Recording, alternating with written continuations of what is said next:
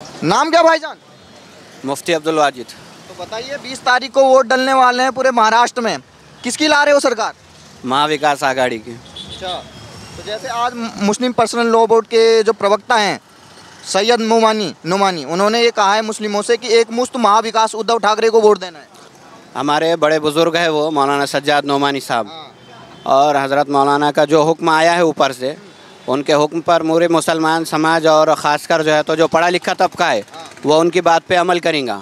रहा सवाल कुछ लोग जो अलग अलग पार्टियों में बटे हुए हैं, वो अपने आका के बोलने के ऊपर और वो उनके कहने के ऊपर वो वोट डालेंगे, इसमें कोई दो राय नहीं। सब आप किसके कहने पे डालेंगे? हम मौलाना सज्जाद नोमानी साहब के, मुस्लिम पर्सनल लॉ बोर्ड, क्योंकि मौजूदा हुकूमत ने जो है तो मुसलमानों के और इस्लाम के ख़िलाफ़ बहुत सारी साजिशें रची है, और वोट एक ऐसा हथियार है जो मुसलमानों के पास उसके अलावा स्वतंत्र नेता ने हमको कुछ उसके अलावा हथियार नहीं दिया है, और उसका सही इस्तेमाल करके ही हम बातिल ताकतों को रोक सकते हैं। अब ये बताइए, उन्होंने ये कहा है कि केवल महाराष्ट्र को मत देखिए, मुसलमानों से अपील की है, मोदी को हटाना मेन मकसद है। मोदी को तो हटाना मकसद है, लेकिन उसके अलावा जो राज्य सरकार है, जो महाराष्ट्र की मौजूदा हुकूमत है, मौजूदा हुकूमत ने भी तो महाराष्ट्र के अंदर मुसलमानों के और हमारे जज्बात के साथ बहुत सारी जो है तो खेल किया है, और उसको रोकने के लिए सिर्फ एक वोट हमारे पास वाहिद हथियार है।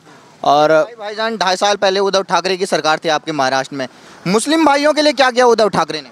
मुस्लिम भाइयों के लिए कुछ ख़ास अच्छा नहीं किया, लेकिन बुरा भी नहीं किया उन्होंने। मुसलमान कहते हैं हमने मुसलमानों के लिए बहुत काम किया। मुसलमानों के लिए उन्होंने जो है तो, क्योंकि उनके कार्यकाल में 2 साल लॉकडाउन था, 2.5 साल के इसमें, और 6 महीने में वो क्या करते हैं, पूरा राज्य बनता, पूरा देश बनता, तो उनके पास करने के लिए कोई टाइम ही नहीं बचा। महायुति वालों ने कुछ किया आपके लिए? महायुति वालों ने तो हमारे साथ सिर्फ खेल किया। हमारे जो है तो जैसा नबी की शान में गुस्ताखी हुई, वो महाराज के सर पे जाके हाथ रखा। मुसलमानों को वर्गलाने के लिए बार बार जो है तो मुस्लिम पर्सनल लॉ बोर्ड है, 3 तलाक के मुद्दे है, और इसी तरह से हमारे जो है तो जो इस्लामी मसले है उसके ऊपर जो है तो बार बार जो है तो जो मौजूदा हुकूमत है और उनके साथ जो फडणवीस जो पार्टी है, तो ये लोगों ने जो है तो सिर्फ मुसलमानों के साथ खिलवाड़ का राजकारण किया है। इसके सिवा इन्होंने कुछ भी नहीं किया। हमारी कोई तरक्की के लिए कोई 1500 रुपये महिला को दे के वो ये समझते हैं कि महिला उनके पास आ जाएंगी। मुसलमानों को मिला कि नहीं मिला? ये सबको मिला ना, मिलने नहीं मिलने की बात नहीं है, वो तो सरकार की योजना है। 1500 रुपये उधर दे के इधर महंगाई उन्होंने 100 रुपये का तेल 160-80 कर दिए थे। अब ये बताइए, जो ये वक्फ बोर्ड बिल आ रहा है जिसको हटाने की बात मोदी सरकार कर रही है, उद्धव ठाकरे जी ने आप लोगों से कहा है कि मैं इसकी एक ईंट भी नहीं हिलने दूंगा। अगर हमारी यही मांगनी है महाविकास आघाड़ी से, हम इसी शर्तों के ऊपर महाविकास आघाड़ी का साथ देंगे कि जब हमारे हित की बात आएंगी, चाहे वो वक्फ बोर्ड की हो, मुस्लिम पर्सनल लॉ बोर्ड के मुतालिक हो, या फिर मुस्लिम आरक्षण के मुद्दा हो, या फिर मुसलमानों को एजुकेशन का है मामला, या जैसा हज सब्सिडी का मामला है, हमारे उर्दू घर का मामला है, मौलाना अबुल कलाम आज़ाद माइनॉरिटी जो हमारे लिए बनाया गया है उसका मामला हो, इसमें जो है तो मौलाना मौजूदा हुकूमत ने जो महाविकास आघाड़ी की जिसको हम वोट कर रहे हैं, उन्होंने हमारा साथ देना चाहिए। तो जैसे 2.5 साल पहले उद्धव ठाकरे थे तो उन्होंने कुछ फंड वगैरह दिया था मुसलमानों के लिए?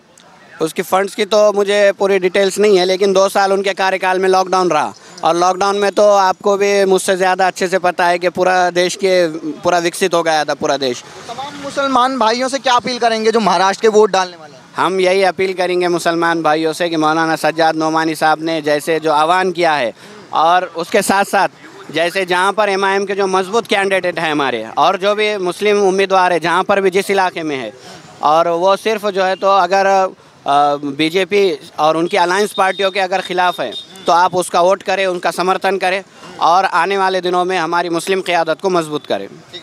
आपका नाम क्या भाईजान? मौलाना इमरान। बताइए किसकी आ रही है 20 तारीख को, और जब वोट डलेगा 20 तारीख को और 23 को सरकार किसकी आएगी? हम देखेंगे महाआघाड़ी को है हमारा सपोर्ट, उद्धव ठाकरे जी को। उद्धव ठाकरे जी क्यों पसंद है आपको?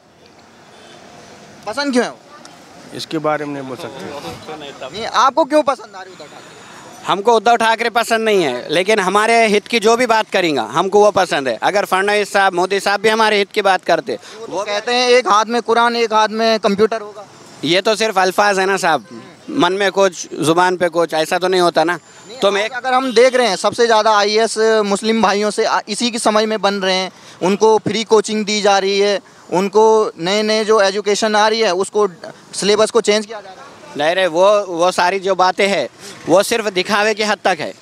आईएएस तो बने इस समय। आईएएस बने, आईपीएस बने, लेकिन वो सिर्फ इनके कार्यकाल में नहीं हुआ ना, वो तो पहले से एजुकेशन हासिल कर रहे ना। सरकारें तो आते जाते रहेंगी, कॉलेजेस और उनकी पढ़ाई तो पहले से चालू है ना, उससे सरकार का क्या लेना देना है। कॉलेज में जो बच्चे पढ़ रहे हैं उससे सरकार का क्या लेना देना है, वो तो अपने काबिलियत पे बन रहे हो। जैसे अभी जारंगे पाटिल हैं, वो बीजेपी के खिलाफ काफ़ी एक तरीके से पुरजोर तरीके से मुखातिब हैं, तो आप क्या कहेंगे उनको, जो जारंगे पाटिल हैं? जरांगे पाटिल एक संघर्ष योद्धा है मराठा समाज के लिए, उनका बहुत बड़ा बलिदान है। पिछले 25-30 साल से वो मराठा समाज के लिए, आरक्षण के लिए, रिजर्वेशन के लिए लड़ाई कर रहे। उनकी लड़ाई में हम उनके साथ कंधे से कंधा मिलाकर है। मनोज जरांगे पाटिल साहब अभी भी अगर मराठवाड़े के अंदर अगर कम से कम उनके स्वीकृत अगर कुछ उम्मीदवार देते तो भी हम उसके ऊपर गौर कर सकते कि उनको लाने के लिए कोशिश करेंगे। नाम क्या है भाईजान?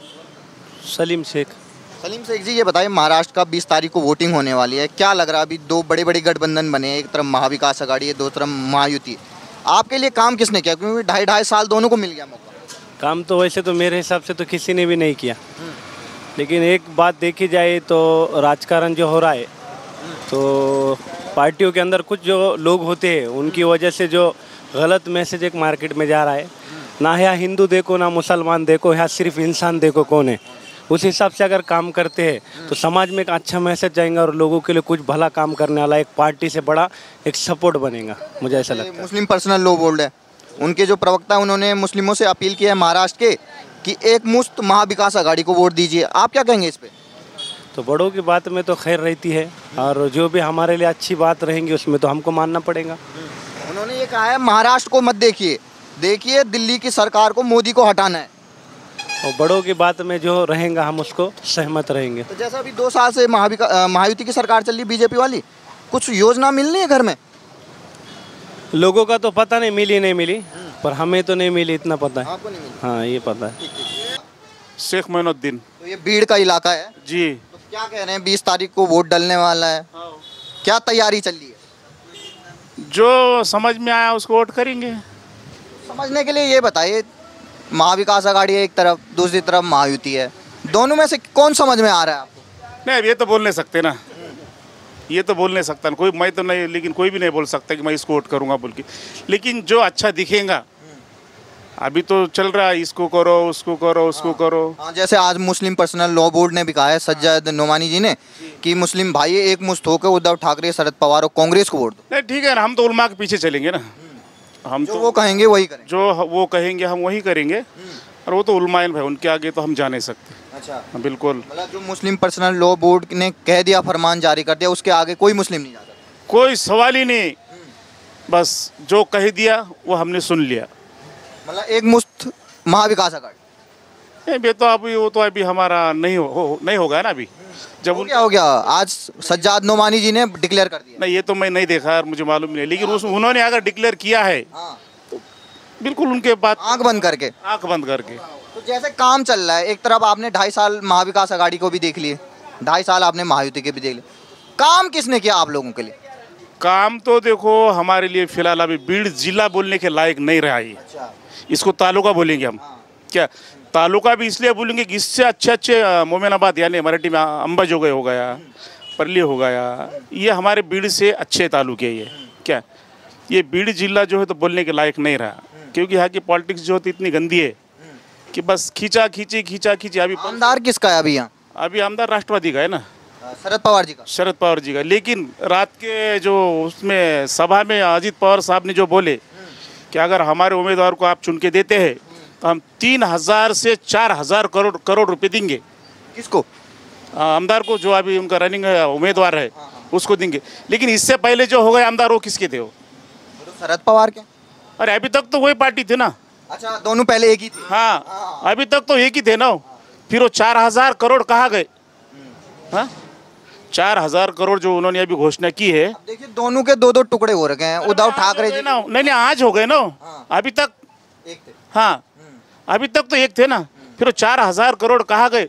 4000 करोड़ में तालुके की कितनी तरक्की हो सकती, कितना विकास हो सकता? ये बताइए, तमाम हर कोई कहता है कि काम के आधार पे वोट देना चाहिए। अब आप बोल रहे हैं कि जो मुस्लिम उलेमा ने कह दिया हम वही करेंगे। नहीं, बिल्कुल करेंगे हम तो वोट, जो उलमा के आगे नहीं जाएंगे, फिर वो कैंडिडेट आओ या ना हो। लेकिन जो उलमा ने बता दिया हम उनके बिल्कुल उनके बात पे सहमत है। उन्होंने जिसको कहा उसको हम बिल्कुल करेंगे। हम उलमा ये जो अभी महायुति चल रही है, ये तो कह रहे हैं हमने काफ़ी सारी योजनाएं मुस्लिम भाइयों को दी है, घर वगैरह दिए हैं, आपके लाड़की बहना योजना दी है, शेतकारियों को, किसानों को। ना लाड़की बहन योजना दिए ना साहब, 1500 रुपये दिए और कितनी दिए, 3000 रुपये दिए, घर वगैरह 150 पौने 200 रुपये तेल हो गया ना। हर चीज़ में महंगा हो गया साहब, डबल से निकाले उन्होंने, नहीं बोल के ऐसे नहीं। कहीं प्रधानमंत्री आवास मिले हैं लोगों को? नहीं वो तो नहीं बोल सकता मैं अभी, वो तो नहीं मुझे मालूम, लेकिन ये जो लाड़की बहन योजना का है बहुत फायदा होगा पब्लिक को। तो जैसे अभी मोदी जी, अनलिमिटेड फायदा होगा उसका, बहुत फायदा अनलिमिटेड। मैं बता रहा हूँ ना आपको, 80 रुपये किलो तेल वाला 150 रुपये पार हो गया, और कितना फायदा होना चाहिए जनता के वास्ते। हाँ अब ये बताइए, जैसे मोदी जी को तीसरी बार बन गए वो प्रधानमंत्री, भले इस बार बहुमत से ना आए, तीसरी बार वो प्रधानमंत्री बन गए। उनको तो मौका मिला है भाई लूटने का, वो तो लूटते रहे। अब जो सही नोमानी जी हैं, उन्होंने ये कहा है कि मोदी को हटाने का ये सबसे बेहतरीन तरीका है कि पहले महाराष्ट्र से इनको हटाओ, फिर दिल्ली से हटा देंगे। वो तो जनता करेंगी ना भाई, वो तो बोल, अपन तो नहीं बोल सकते ना, वो तो जनता करेंगे। जनता का जो है वो दिल में वो कर बैठेंगी जनता, उसका तो अपन नहीं बोल सकते ना, है ना। Thank you. नाम क्या आपका? मोमिन सलीम। अब ये बताइए, आपके महाराष्ट्र में चुनाव का वक्त चल रहा है, 20 तारीख को वोट हो जाएगा, तो क्या लग रहा है किसकी आ रही है सरकार? सरकार शरद पवार की। तुतारी वालों की? ओ, उनकी क्यों आ रही है? वो सेकुलर लोग हैं ना, और जो महायुति वाले हैं? महावती वाले का नहीं बता सकते। तो जैसे अभी बयान आया है सज्जाद नोमानी का, जो मुस्लिम पर्सनल लॉ बोर्ड के प्रवक्ता हैं, उन्होंने ये कहा है कि सारे मुस्लिमों को महाविकास आघाड़ी को वोट देना चाहिए। बराबर है, बराबर है, हमारे हिसाब से बराबर है। उन्होंने कहा केवल महाराष्ट्र नहीं, हमें मोदी को हटाना है। बराबर है। क्या यहाँ के जो मुस्लिम है वो मानेंगे उनकी बात, पर्सनल लॉ बोर्ड के? मानेंगे। अभी जो सरकार चल रही है 2 साल से, कैसा काम कर रही है? सरकार ने समझो काम तो करा, उनके हिसाब से अच्छा करा, हमारे हिसाब से नहीं समझ में आया। अच्छा, उनके हिसाब से करा पर आपके हिसाब से नहीं नहीं। नाम क्या भाईजान? बोलो सिकंदर भाई। तो बताइए, क्या लग रहा है महाराष्ट्र में चुनाव का वक्त चल रहा, 20 तारीख को वोट डालेंगे? सिर्फ डालेंगे शरद पवार को, अच्छा, वही आदमी है सही, बाकी सब गलत है। तो जैसे अभी दिल्ली में मोदी जी हैं, तो जो मुस्लिम पर्सनल लॉ बोर्ड है उन्होंने आप लोगों से कहा है कि मुस्लिम एकमुश्त होकर महाविकास आघाड़ी उद्धव ठाकरे को समर्थन दीजिए। बिल्कुल देना है उद्धव ठाकरे को समर्थन। तो मानेंगे मुस्लिम पर्सनल लॉ बोर्ड की बात? बिल्कुल मानेंगे, क्यों नहीं मानेंगे, मानना ही पड़ेगा। मोदी ने किया क्या ये बताओ? जुमले जुमले जुमले। वो कह रहे हैं हमने लाड़की बहना दे दी, आवास योजनाएं दे दी। अभी देखो इलेक्शन के बाद बंद होने वाला है सब, ये सब नाटक है, ये बंद होने वाला है, बंद हो जाएगा। जैसे 5 साल पहले देवेंद्र फडणवीस बीजेपी की सरकार थी आपके यहाँ, और 2.5 साल अभी महायुति के हो गया। फडणवीस को कौन जानता था पहले ये बताइए, कौन जानता था? हाँ, क्या किया उसने? तो ये बताइए भाईजान, पहले उद्धव ठाकरे बीजेपी के साथ थे और अब वो कांग्रेस के साथ है, दोनों में से कौन सा समय वो अच्छे लगे? देखो उद्धव ठाकरे जो है स्पष्ट बात करने वाले आदमी है, वो जो बोलेगा वही सही है, गलत बात कर ही नहीं सकता वो, क्योंकि उसके पीछे शरद पवार खड़े हैं, उद्धव ठाकरे के पीछे, बराबर, बाकी कुछ नहीं है। तो वो जिनके बेटे हैं बाला साहब ठाकरे, वो तो अयोध्या भी गए थे कार सेवा करने। वो जाने दो ना, उनका ये था तो गए थे वो। अब आप उनके बेटे को वोट दे रहे हैं? बिल्कुल देंगे हम, उनके बेटे को देंगे, क्योंकि काम अच्छा किया ना, 2.5 साल में काम अच्छा किया। क्या काम किया, अगर आप बता पाए हमारे लोगों को? काम तो क्या है, बहुत कुछ काम किया, अब वो बताने के लिए क्या है अपने पास? कुछ तो काम किया होगा जो बता पाए आप। नहीं, अच्छा काम किया, अच्छा काम किया। सब मिलजुल के लेके चले लोगों को।